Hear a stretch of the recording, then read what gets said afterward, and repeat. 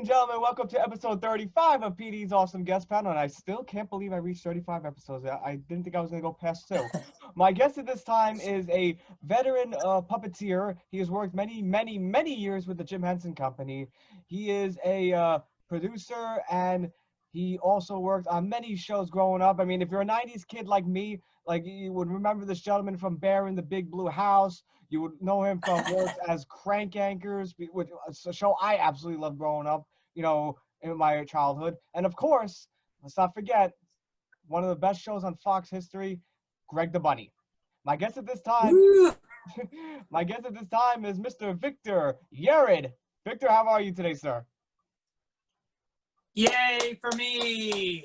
You're so nice, man. That's a very kind introduction, Petey. I appreciate it. Anytime. And, I grew up, idolizing your work for many years. I mean, going back to Bear in the Big Blue House, to Greg the Bunny. And then, of course, it's ironic because 2 of my favorite shows, you were in, and that's Crank Anchors and Greg the Bunny, which also premiered in the same year, 2002. Wow, that's right. Yeah, that was Greg the Bunny was the very first show that I auditioned for after moving to LA. And I think I ended up going back to New York to work on Crank Anchors just after that. Yeah, both those projects were happening like right around the same time. And Greg the Bunny was certainly one of my favorites. By the way, I'm sorry, I'm also an astronaut, so I was in space today. So I'm broadcasting from this planet here. It's a small one. So I sorry for the inconvenience of my space background. That's another thing we got to put on your resume, sir. Well, I have this, or like a fake, like big mansion living room, and I pretend that I live in like a really fancy house. But I feel like you're probably too good of a judge to know that that's not true, Petey. So I went with space. But I do got to ask you before we get to the Greg the Bunny questions, because I absolutely loved your work in Greg the Bunny. I do want to know, like, thanks, man. No problem. I do want to know, like this is gonna sound your typical cliche question, but how did you get started into puppeteer, and then of course working with the Jim Henson Company? Yeah, so for me, I started as a classical musician. Actually, I was a percussion major. I went to this really cool school called the Curtis Institute of Music. It's a really great training school for classical music, but the music scene was kind of like in an orchestra as a percussionist, you sit down and you count a bunch of us, and then you stand up and you hit the cymbals and you sit back down. And I was like, I want to try other stuff. So I started writing kids music. I got really into Disney songs and Sesame Street songs, and I really wanted to be a songwriter. So I got an internship at Sesame Street in the music department because I thought maybe I could write songs for them. And then while I was there, that was the first time I saw the puppets up close. And, they're like celebrities, seeing Grover and Monster and Bert and Ernie and all those guys. And so, I met another guy there, a guy named Tom Spina, who now has this really cool replica company. But he was back then was puppeteering. And he and I ended up working together.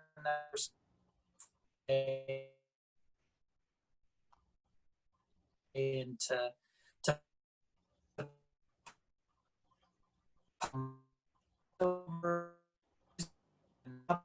really performing through different mediums. Oh, okay. Oh, sorry, you froze there for a second.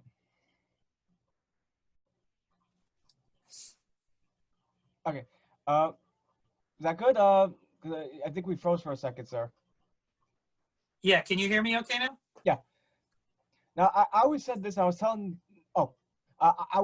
Dan this too in the interview I just did with him, like how you and him are pretty much like the modern day Jim Henson and Frank Oz. I do mean that, sir. Like, because wow. Jim had his crew. Like, he had his crew, which was Frank Oz, Jerry Nelson, Dave Goaz, and of course Richard Hunt. Now with Greg the Bunny, it's Dan Milano, it's Victor Yerrid, it's James Murray, it's of course Drew Massey. So I just have to give you that Compliment, sir. Well, that is crazy high praise. I mean, we all, of course, look up to Jim Henson and Frank Oz. I mean, as they're kind of like the founding fathers of modern day puppetry, at least this kind of like television and video puppetry, which is what I do. So, in some respects, we're all kind of still playing to their example and kind of trying to live up to that which has sort of come before us. But yeah, those guys. I mean, you can't really touch Jim and Frank. I mean they're like sacred puppeteers. But that's very kind of you to say, man. Absolutely. And in 2002, and also like 2002 was definitely a year for like Muppets, because I was a huge fan of Muppets growing up. Like when I was in the 5th grade in 2002, Greg the Bunny came on. So it was like I had Jim Henson stuff to watch, and of course every Sunday and Wednesday I had Greg the Bunny, which you totally nailed as Tardy Turtle. Oh yeah, so Tardy. I don't know if Dan told you this already or not, but I wasn't supposed to be Tardy the Turtle. They didn't really have auditions for most of the characters on that show. They just kind of assigned them to the puppeteers, and I wasn't a series regular puppeteer. I was just kind of an assistant there. So mostly Drew Massey and James Murray and Dan, they were kind of the main cast. But this one episode, Tardy the Turtle was in the script, and I think it was supposed to be James Murray to play him. And before they were shooting that day, Dan was downstairs with the puppet, and he was kind of playing around and doing a voice. And I joined in. I started doing my voice, and he really liked what I was doing. So he was like, "Oh, you got to play Tardy." So I unintentionally stole the character from James. However, James unintentionally stole Susan the Monster from me, because I did Susan in the first episode. So I feel like it worked out. I hope he feels like it worked out. I know we kind of talked about it afterwards, and I think there are no hurt feelings. But yeah, that was just one of those sort of happenstance kind of things. And man, he was so fun to play. Doing Tardy Turtle was one of the first major characters I got to do on TV, and just he was ridiculous and slow. Before we continue with the Greg the Bunny questions, sir, because I love these. I loved Greg the Bunny growing up. I do want to get your memories on working on Robot Chicken. Oh yeah, man. So that kind of in some ways grew out of Greg the Bunny. Seth Green, who was one of our cast members, he had worked on a pilot. Gosh, you might know better than me what the name of that pilot was called. It has a really I can't think of it. But anyway, Seth, of course, was one of the co-creators of Robot Chicken. And so that first season, when they started shooting, we had finished Greg the Bunny, and he asked Dan to come in and do voices, and he asked me to come in. And I got to work on, I think, about 6 episodes that year. And then it loaded, and everybody, heard of it, and so heard about it. And so a bunch of celebrities started doing most of the stuff. Chicken, but Seth is still always kind enough to bring me in to do 1 or 2 episodes every season. So they just did their 10th season, I think, starting on the 11th now, maybe. But yeah, Seth is really nice to always bring me in for that. I love working on that show.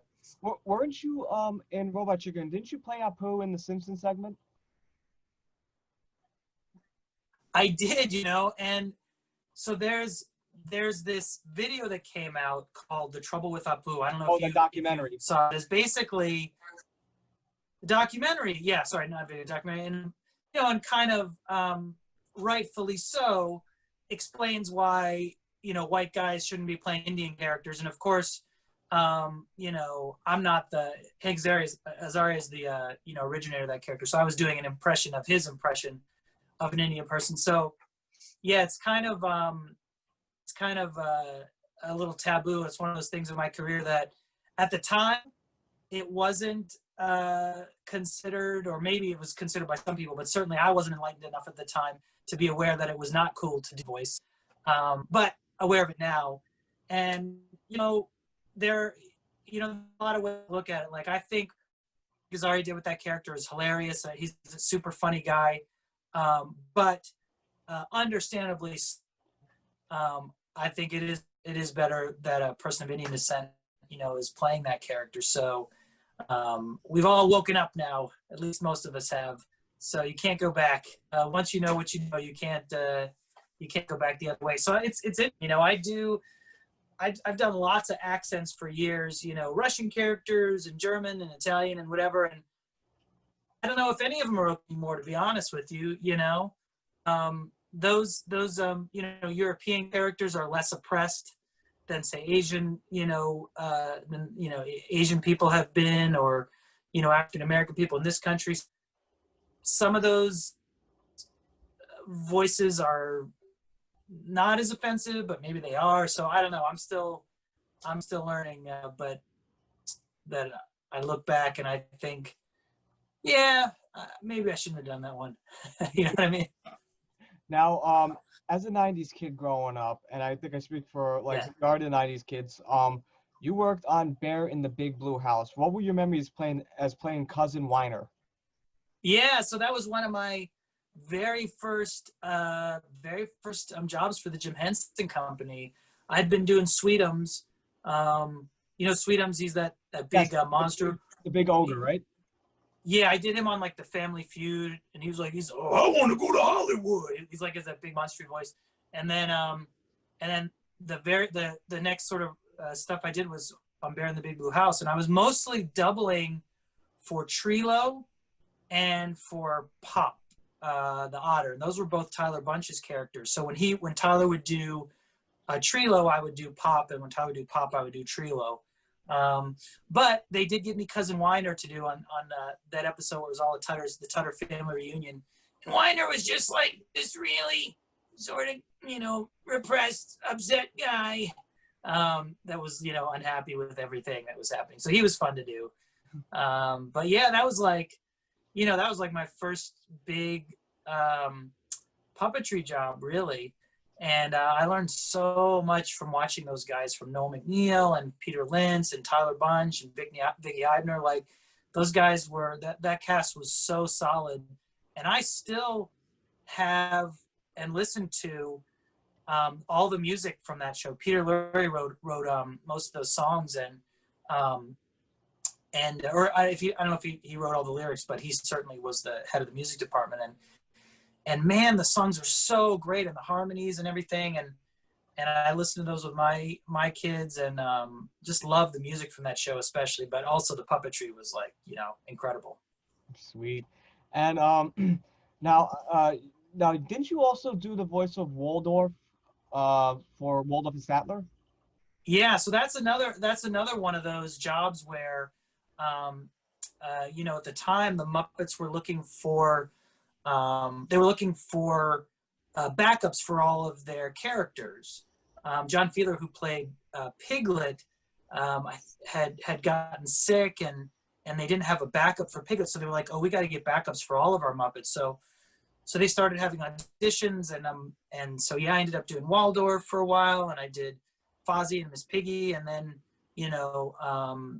the puppeteers who did those characters, or who do those characters now, didn't want to have backup. So it was like kind of another one of those taboo sort of jobs where I'm like, yeah, I guess life would have been easier if I hadn't done those characters. But it's interesting. As you navigate your career, different jobs come and go. But certainly, man, loved performing those characters, and especially doing one that Jim Henson had performed was just amazing. Very cool. And memories on working with the Jim Henson Company in general, though, you have any fond memories you'd like to share working with them? Oh yeah, I mean, I've been working with those guys, for almost 25 years now, and just they've been so kind to me in putting me in project after project. So off the top of my head, some of my favorites with them have been Sid the Science Kid, Pajanimals. We just did a cooking show which I don't know if I can really talk about yet, but it's going to be on the Food Network. It's going to be really cool. We do one called Word Party. And then I think the sort of pinnacle of my career with the Jim Henson Company was we did the Dark Crystal Age of Resistance, which we shot over in London for almost a year. And I got to play Huck the Podling on that show. And that was like, man, talk about dream come true. Like just epic of all epic shows I've ever worked on. I could hear my career peaking as it was happening. I was like, all right, this is as good as it's going to get, you know? And just so grateful to have been a part of that one. Awesome. And memories of working on one of my favorite shows. I mean, I would watch this, like, I still watch it to this day, even the revival. Memories of working on Crank Anchors, because I believe you were the head puppeteer for Crank Anchors. And I just want to get your thoughts, memories on working on Crank Anchors, and did you have a favorite segment that you were either in or not in? So Crank Anchors is by far the most difficult show I've ever worked on. Most of the shows we do, the puppeteers provide the voice. So 90% of the time when I'm doing a show, I'm puppeteering, and then at the same time, I'm doing the voice. But Crank Anchors is one of those few that we call a lip sync show, where they've pre-recorded it, and then you're lip syncing back to the show, right? So for that show, because it's not a kids show, it's just real people talking in those crank calls. And so we listen to those calls over and over and over and over again to try and get the little subtleties of lip sync. And, you know, when they're loud, you're talking loud, and when they're quiet, you're talking quiet, but also all the breaths and they clear their throat, and, you know, all these little sounds and things they make. You really have to study these tracks so intently. So so the second season of the show, Ron Binion was the puppet captain or lead puppeteer, and then I became the lead puppeteer for the third, fourth, and fifth season. That's the one we just did, and then we are going to be going into doing a sixth season now, which is really fantastic. But so yeah, I guess for me, my fondest memories, the characters I love doing most are like, I do Wanda Sykes' character, Gladys Murphy, which is really fun. And I also do Tracy Morgan's character, Spoonie Love. And then in the very, I think it was the very first season, I was doing Spoonie Love, and there was like this little basketball hoop on the wall behind him. And our director, Hugh Martin, one of my favorite directors, was like, hey, do you think Spoonie could like shoot a basket, like make a basket while, you know, he's doing this call? And you know, it's like trying to, like, you know, rub your stomach and pat your head at the same time, like your brain is just exploding. But I was like, yeah, sure. And so he picked where he wanted me to do it, and it was like about 2 minutes into the call. So the way these calls work, they're 3, sometimes 4 minutes long. We usually do about 2 minutes at a time. So it was really towards the end of that first chunk, I feel like. And so I had been doing it, and the lip syncing had been going well, and I didn't want to miss the shot because, you know, I was like, I had gotten that far with doing the lip syncing part correctly. Hugh didn't care if I made it or not, but I just really wanted to make it, because, you know, it's like you're shooting a basket, you want it to go in. But anyway, I did make it, but that was probably, I don't know, that was a fun memory for me, doing that call. I don't even remember what the call was about.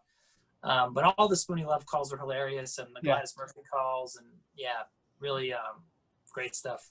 Now, let me ask you, as a puppeteer, which do you prefer doing, live hand or the rod? As far as controlling the puppet, did you prefer the live hands, or did you prefer doing the rods? Well, you know, they both kind of have their pluses and minuses. You know, the great thing about a live hand puppet is that you can pick stuff up, and, you know, like for Crank Anchors, you can answer the phone.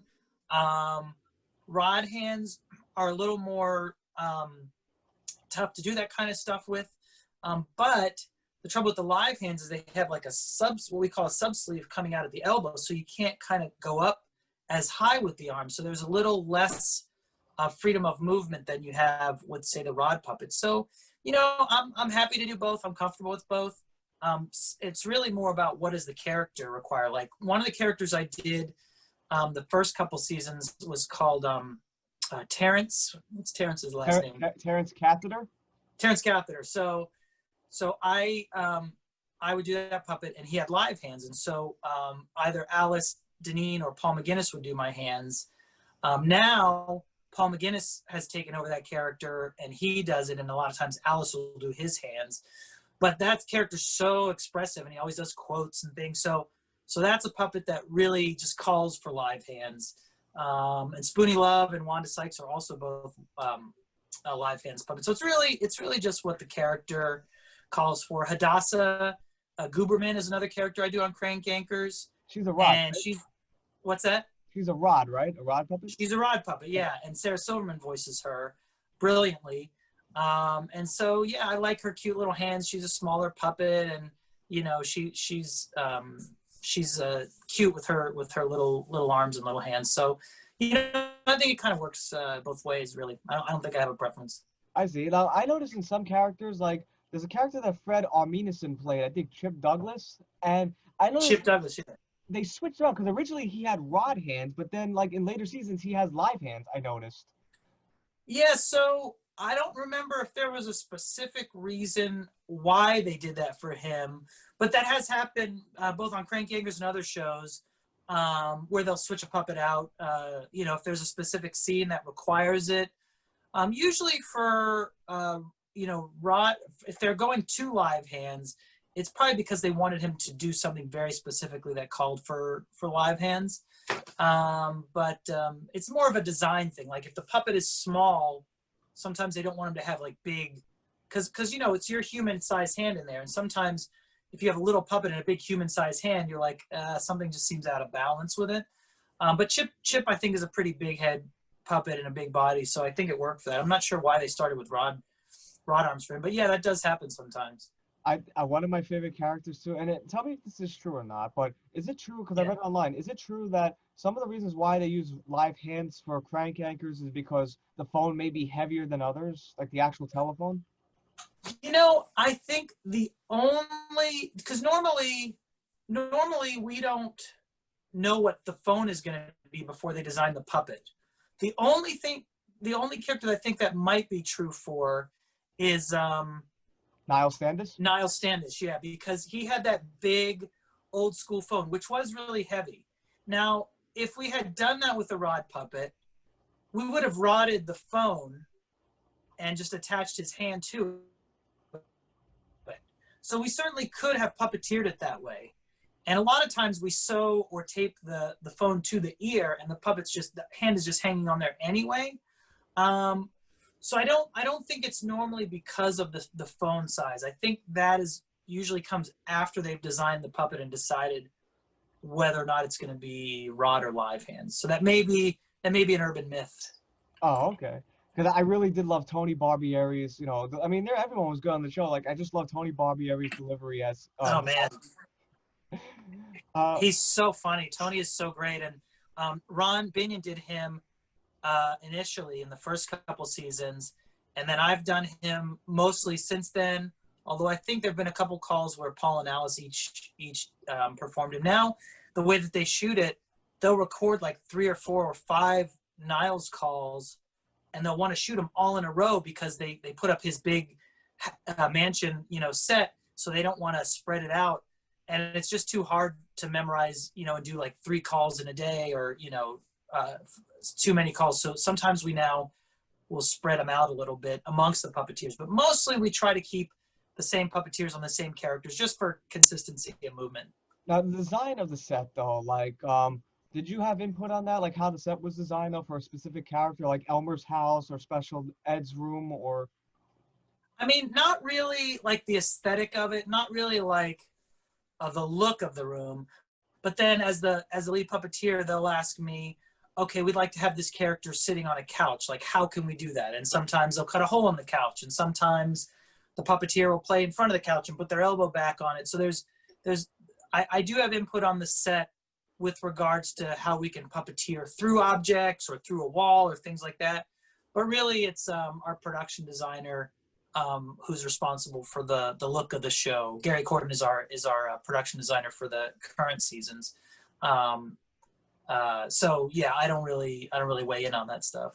I see. Now, with the cameras though, like when doing the puppeteering, like sometimes it focuses on the actual character, then it focuses on the victim. Like, how do they like? Is it a pure random that they go back and forth with who they shoot, or is it just like, okay, this is the specific time that we want Niles on screen, then we want the victim on screen, or vice versa? Right. So we call, funny you say victim, we call them the mark, which is Mark, kind there of we the go. same thing. But it's kind of the same. Honestly, it really means the same thing. But that's a funny way. I'm going to start calling them victims from now on. But we shoot both sides of the call in full. So we do, if Niles does a call, we shoot the entire call with Niles, and then we do the entire call with the mark. So they can cut back and forth wherever they want. A lot of it's dictated by the script, like a lot of that physical blocking and things that's happening in the background is stuff that's been scripted. And so if they script on a specific line, Niles says, grab him by the balls, and so there might be a line where the writer has written Niles holds up a basketball at that point. So the chances are, since they've written that joke at that line, they'll probably use that shot in the edit. But sometimes if you do a funny reaction with the puppet that they really like, they'll cut to you just because they like that reaction. So we really cover both sides of the call completely, and then it's up to the editors and the director to make those choices in the edit room. I see. So they record both characters different times, but then they edit it to where like they can go back and forth, right? Absolutely, yeah. There were a couple of calls in, I think, the second or third season where we actually shot them simultaneously on 2 sets. We had 2 groups of puppeteers on 2 sets, and we were filming the call at the same time. But I think we realized there was really no reason to do that. It didn't benefit us to do that. It just made it harder, because if there was a mistake on that side, then we'd go back and do it again, even though this side was good. So yeah, mostly we shoot everything separately now. I see. Now I gotta ask you. In season 3, I noticed that usually it's the person making the call to the marks, but then starting in season 3, it's actually the marks making the call to the actual characters. How did you guys do that? Yeah, so it's interesting. I'm not sure how they do that. They have a couple of like 800 numbers or something that they get people to call in on. In the first couple seasons, we used calls from this group called Touchstone Terrorists. Oh, I love them. Willie, Jim Yeah. Bob. Yeah. So those were just like, I think they just, bought the rights to those calls from those guys. And they had purchased a number that was like one phone number off from UPS. So people would try to call UPS and they would get them instead. I don't think Crank Yankers does that, but they do place ads, I think. To be honest, I'm not 100% sure, but yeah, they do have incoming calls as well as calls they make. Oh, okay. And and also I gotta say, like, another character that I love, God rest his soul, was Super Dave Osborne's character, which was Oh yeah, Tony DeLoge, Artie Esposito. That was Artie's first character on Crank Yankers, and I think he probably was the only person that ever performed Tony. Yeah, the district selectman in your select district or something like that. He's so funny, and what a talent, Dave Osborne. I mean, holy cow, that guy did so many cool things in his career. I agree. And now the Muppets usually have something called Whatnots, which is basically where you can design and customize the same puppet but with different designs. Did Crank Yankers have that? Because I noticed with Tony DeLoge, he was pretty much like a counterpart to Dane Cook's character Sam McCauley. That's right. Yeah, the game show host. So those are what we would call main characters, and usually the main characters we don't switch over too much, although that's a good example of when we did do it. The rest of our background characters we call crank blanks. And so the crank blanks, like the Whatnots, you can change the features and change the hair and change the clothes, and they look completely different. But yeah, that Tony DeLoge, what did you say the name was of Dane's character? Sam McCauley. Yeah, Sam McCauley. Those are one of the that's one of the few instances where they took a main character and actually redressed it. But yeah, mostly it's just the crank blanks that we do that with.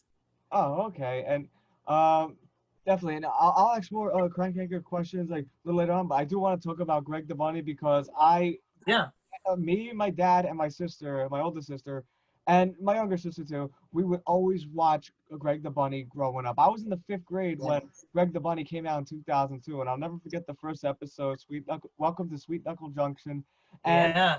your delivery as Tardy Turtle always had me two things. Always gave me hiccup moments where I was like constantly laughing to a point where I had hiccups, and also my sides were splitting. Like with your deliveries, at the first ever line you said as Tardy Turtle was crayons taste like purple. That's right. Crayons taste like purple, and he would squeak and go. Um, you know, Tardy wasn't in the pilot. He wasn't in that episode initially, and he was a character that was supposed to just be in the second episode, and they said, "Come on, Tardy," and he was like, "Hey guys, wait for me," and then that was it, I think, and then they liked him, so they kept him and they put him in the third episode and more episodes. And then they went back and reshot the pilot, at least parts of the pilot, and they added that crayons taste like purple into the pilot with him, which was great. It was he's one of my favorite characters, and one of my, you know, like I say, one of my first characters since moving out to LA. When I was in New York, I was like assisting and doing other stuff, and that's what you do when you start out. You kind of, if it's a live hand puppet, you right hand somebody, or even with the rods, you'll do somebody's you know, right hand usually.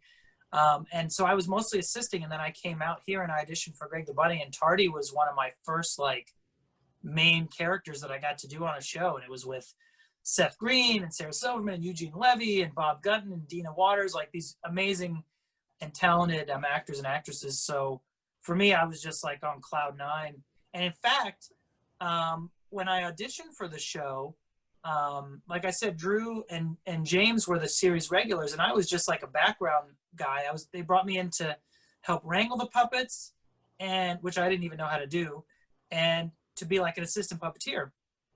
And then the very first day of shooting, the director, Mike Mitchell, he pulled me aside and he said, so did they tell you what you were going to do? And I was like, oh no, I'm just, you know, here to assist or whatever. He's like, no, we really liked your audition for Greg and Warren. So we're going to have you do all the doubling. So whenever Warren's in a scene with Greg, you know, Dan will do the Greg and you'll do Warren, and then you'll switch and you'll, you know, do Greg and Dan will do Warren. And I was like, oh, okay. And then he was like, so we're doing a scene now that you're in. Have you seen the script? And I was like, no, I haven't seen anything. Like, I was like, I didn't even know I was doing this.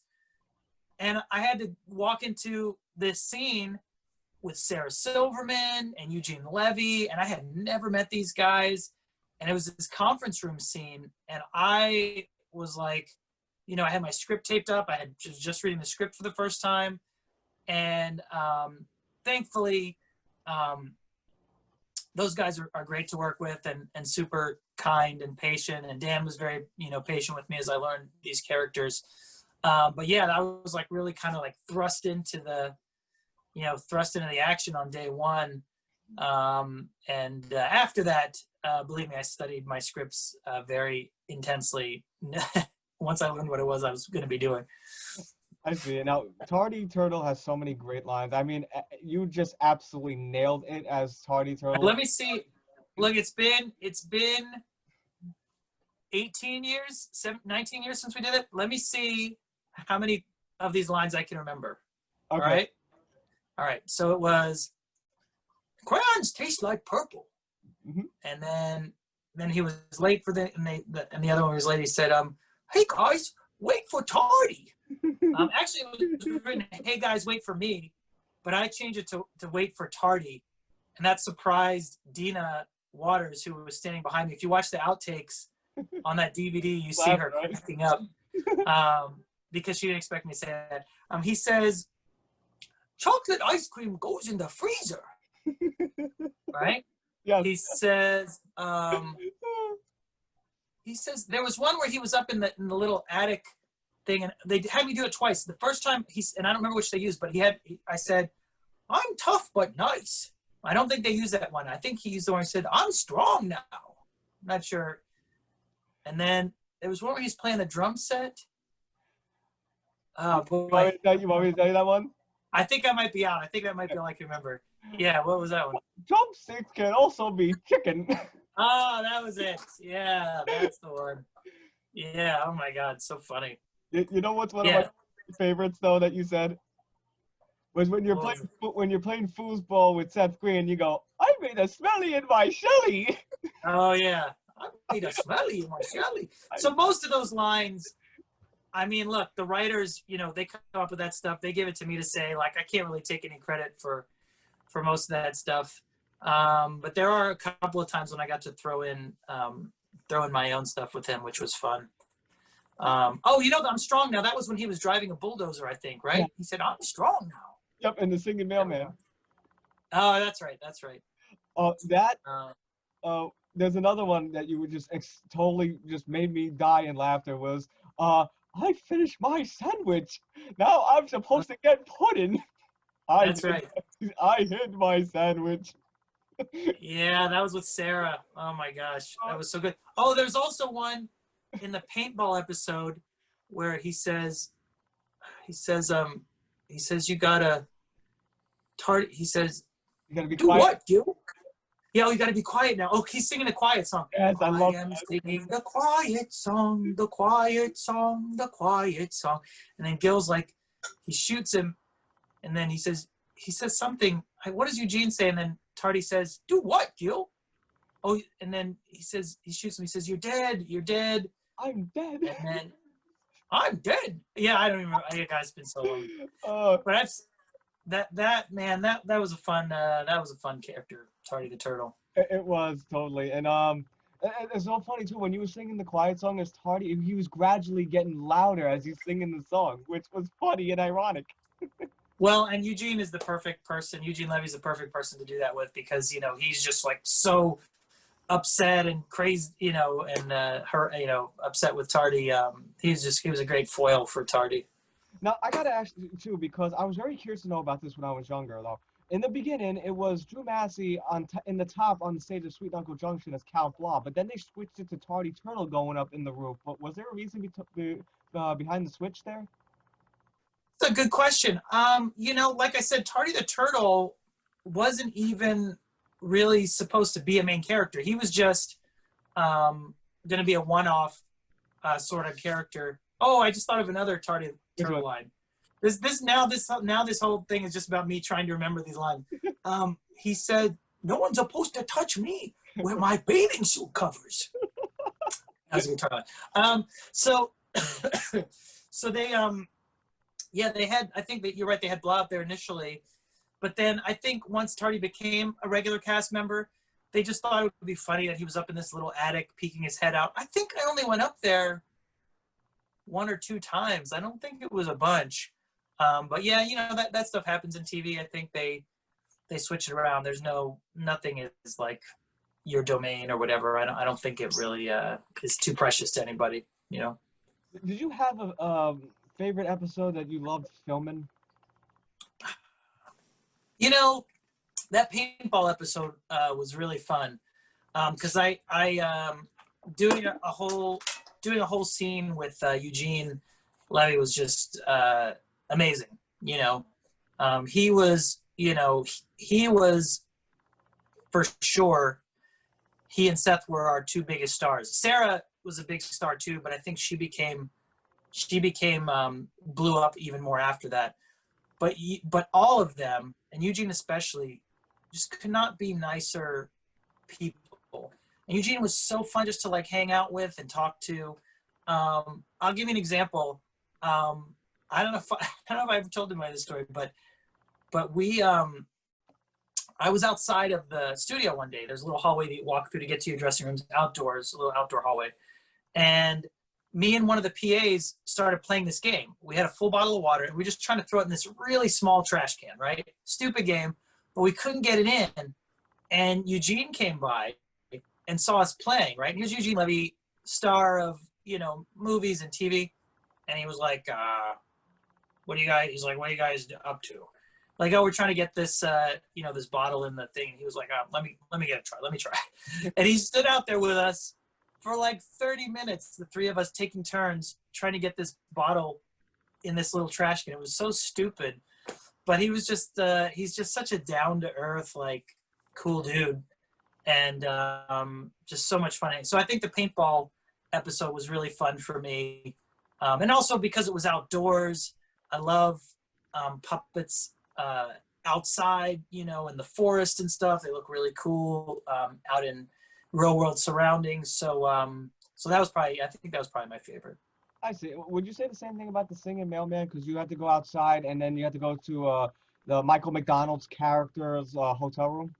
Yeah, you know, and that one, so that one was directed by Lee Shalit Shamel, who was such a great director, and I learned so much from her. And yeah, a lot of that stuff sneaking up on the hotel room and stuff was stuff that she was adding and we were adding. Yeah, boy, Tardy had they all had their weapons. I think Tardy had a cantaloupe as his weapon, and he had like a pot on his head or something at one point. And so yeah, that was a fun episode too. And I think, was that the same? I can't remember if that was the same episode that had these three little hamsters. Yes, they were on these strike, union right? hamsters, right? Yeah, they were like, yeah, we're going on strike. I was the fat one. I just said, yeah. I think that was all I said. Every time they would say to me, I go, yeah. So that was a really fun episode too. Definitely, yeah, probably that's probably my second favorite. Now, did you have an episode where like there was, or a scene in general where it was like so difficult to shoot though, like from your opinion? Boy, that's a good question. I don't remember anything being crazy hard. I mean, you know, the bulldozer, I had to like really I was really like shoved down in this little section because the bulldozers are open typically. When you get into it, there's nothing blocking you on the sides, like where your legs would go. So they built a special like kind of door there to hide me, but it was really tight space. So I remember being on the floor of that bulldozer and really like kind of like crammed up. But honestly, you know, I was a young man in my 20s and I didn't care. I was just thrilled to be doing stuff on TV. So yeah, nothing seemed really hard on that show. Oh, okay. Now, did you have a favorite guest star like that you got to work with on the in any episodes? Oh man, I'm trying to remember who the guest stars were. Certainly, you know, having grown up watching Taxi, working with Mary Lou Henner for me was like, holy cow! Like I'm standing across from Mary Lou Henner, and I had to do a scene. So I would double for Dan, but I would also sometimes you do off-camera lines. So there was a scene where Warren, I think it was Warren the Ape, walks in on Mary Lou Henner and Eugene, and she's on her knees, and it looks like they're doing something inappropriate. Yeah. I'll say that. So they shot Warren stuff, and they were shooting a close-up on Mary Lou Henner. So the camera's pointed at her, and Eugene is off camera. His legs are in camera, but no one sees his face, right? So I'm doing the lines for Mary Lou Henner. I'm reading the Warren lines, so she has somebody to respond to. And I'm kind of standing, you know, in this puppeteer hole where the puppet normally is. And I'm trying to, like, you know, I'm working with this, like, giant star and someone I grew up with. And Eugene, who also, by the way, to me was a big star. Like, I knew his work before that show and, you know, for years. And Waiting for Guffman was, like, one of my favorite movies. But Eugene is off camera. You don't see him. He's making faces at me, trying to make me laugh while I'm supposed to be reading lines to like Mary Lou Henner. And I'm sure and I'm like, you know, like trying to like keep this laughter. And I'm sure she thought I was an idiot, but he thought that was very funny. Eugene thought that was very funny.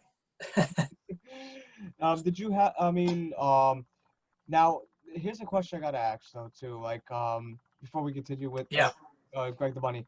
Were you actually, and just to confirm this out, weren't you on Drawn Together as the blind kid in one episode? Yeah, Clum Babies I think was the episode, and so that was also. It's funny how this business, a lot of jobs come from other jobs. So that two of our writers on the show, Matt Silverstein and Dave Jesser, created Drawn Together, and I auditioned for those characters, all the main characters. I didn't get any, but they were kind enough to bring me in to do one of the smaller characters.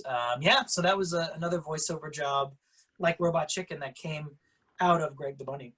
Ah, very cool. And you mentioned Matt Silverstein and Dave Jesser. I actually interviewed them on a previous show I did. So. Oh, you did? Yeah, I gotta send you the link. Those guys are great. Those guys are great, and they ended up doing working on Crank Anchors. I'm sure they were producer writers, you know, at the time for either, I think, our second or third season. So I got to work with them a little bit more on that as well. Very cool. And we talk about puppeteering though, like, you know, like on my spare time, I love to do puppeteering. I actually own a couple like whatnots, and I have this giant. I gotta show you a picture. I'll send you a bunch of pictures. I have this giant like giant genie, like Aladdin from Aladdin, the 1992 Aladdin movie. Oh, Giant yeah. genie puppet, and I, you know, perform it because I work as a teacher assistant for special needs children. So I actually perform that puppet at my job. And do the kids, do they like love it? Do they ever, the genie, like, do they ever like get freaked out, or they love it, or? Well, because some of them are nonverbal, so like they communicate through like laughing or like, you know, like some kind of thing where, and they just laugh when they see the genie's face, like, because I'll show pictures of it. I love that you do that work. I mean, you know, you've been really kind in saying all these nice things about, you know, the stuff that I work on. And when you work in TV and film, you get, you know, a lot of nice feedback. But I love that you're doing that work. That's such important stuff. And not everybody is suited to working with kids with special needs, but it's such an important job and a valuable job. So I applaud you for doing that, man. That's wonderful. Thank you so much, sir. And like I said, like, well, we're doing puppeteering. Like, I can honestly tell you that you are definitely one of my influences and inspirations as far as, you know, acting, because you've been the head puppeteer for the Jim Henson Company for many, many years. And like, you know, I study, you know, some of your works, like how you do the puppeteering, whether you're your Tardy Turtle or your Cousin Whiner or stuff you've done on Crank Anchors, like the movements and mannerisms. I actually modified one of my puppets so that way. It's a rod puppet, like the genie puppet I have is a rod. Yeah. What I did was I bought giant gloves so that way I could do like a live hand thing. So what I would do is I would put a shirt over the genie or like a graduation garb and just live action. Like I have like the gloves and I made the genie like live action to modify it. Well, look, that's really how you learn puppetry. There's not, I think the University of Connecticut, you can get a degree in puppetry, and there was a school out here at Cal Arts did offer a degree in puppetry or something like that, or I know they had classes in puppetry. Most of us learn just from watching others, and you know, I certainly learned from watching, you know, Jim Henson and Frank Oz and Nelson and Richard Hunt, you know, and those guys are just, you know, kind of builds on, you know, what came before them. But I love that you're doing puppets. I consider myself a really fortunate person to be able to actually earn a living doing something that I enjoy, you know. Mm-hmm. And I mean, you know, I do stupid voices and I, you know, play with dolls all day. So it's like, it's ridiculous that you can feed your family doing something like this. So yeah, I just, you know, just super grateful, and I love that you're doing it, man. Keep doing it. Thank you. Like, and I got to perform Never Had a Friend Like Me, like with the genie puppet for my students, and they just got a kick out of it. So it was like, so I'm paying tribute to not just you. It's such a great song. It's not, I mean, I'm paying tribute to you, Dan Milano, Jim Henson, Frank Oz, and of course the late great Robin Williams. And do you do all those voices? Well, Alibaba had those 40 thieves. Arizona had 1,000 tails. And did you do all the? Yep, like, I did it the same way he did, especially when he goes, Mr. Aladdin, sir, what will your pleasure be? Let me take your order, jot it down. You ain't never had a friend like me. We pride ourselves on service. You're the boss, the king, the show. Say what you wish, it's yours to dish. How about a little more Little more baklava? baklava. That's a great one. Oh man, Oh, love it. What do you think of the look? I know Robin Williams was, I mean, the incomparable original Genie, right? What do you think of the live action one, Will Smith? I thought he did it Be okay. honest. I'll be honest with you. Like, I think he did an okay job. I don't think he did like on the level like Robin did, because Robin had the voices while Will was more like, loony. Like, but Robin actually had different, like he had like what's it called, like, levels of characters that he played. Like, he could run the gamut with characters. He could do Marlon Brando. He could do, Right. you know, he could do a lot of voices. He could do Jack Nicholson. He can do Woody Allen. He can do all these voices.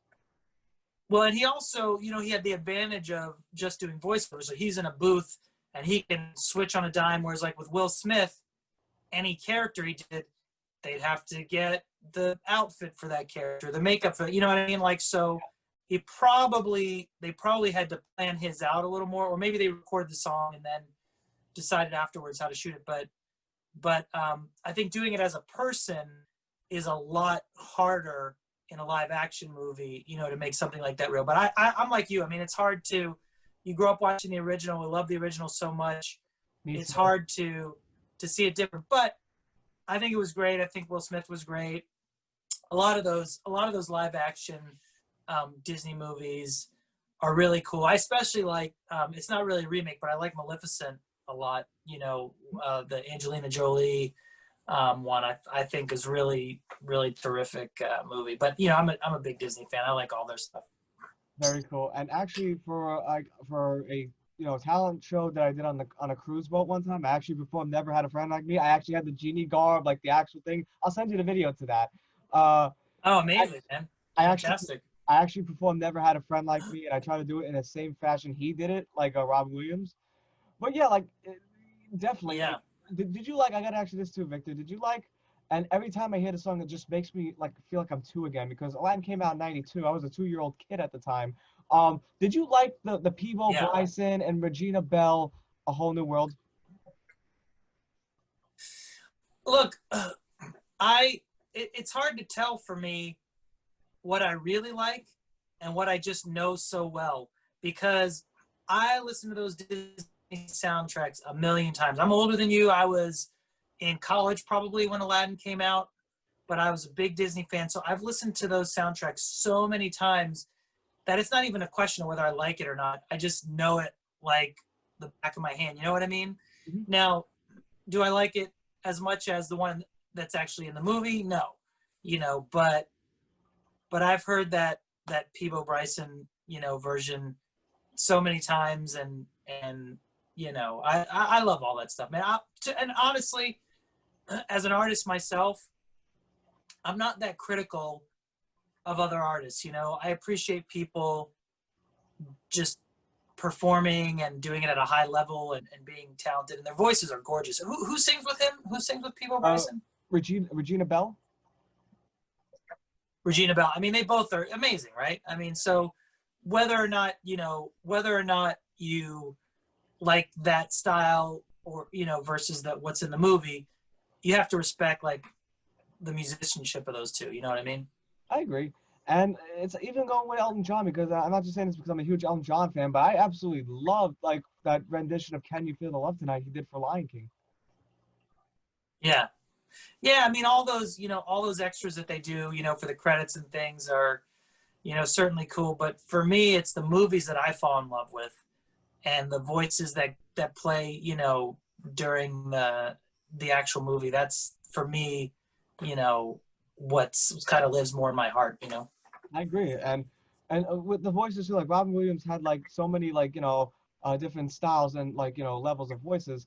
So, Jim Henson's the same way too, because here he is playing Kermit, but he played one of my favorite characters of all time too, Dr. Teeth. You would never think that this guy was voicing both Kermit and Dr. Teeth. In the Muppet movie, that song with Kermit the Frog and Ralph, where they sing "I Hope That Something Better Comes Along," and it's just such a great example of Jim's characters, like, and how much separation there was between them, and that you just really believed. You never would think that it's one guy doing both of those. You really just believe that scene between these two characters. He's just, he's so terrific at that. I agree. Now, before we conclude here, Victor, because this is an open forum, you can talk about anything you want or say anything you want. The floor is yours, sir. Look, all I would say is I just think it's fantastic. I love that you're popped, and I just think is what you do, and I hope you know more of these. Thank you. It was a pleasure having you on, and thank you for the nice things you said. Thank you for not only doing this interview, but also for the childhood memories you gave me as a kid. And when we're done with the interview, I'll send you not only the pictures of the Puppeteer and I do, but also I'll send you a copy to this interview. I would love to see it, man. I really appreciate it. Again, thank you so much, sir. You have an awesome night. All right, Petey, you too, buddy. Bye-bye.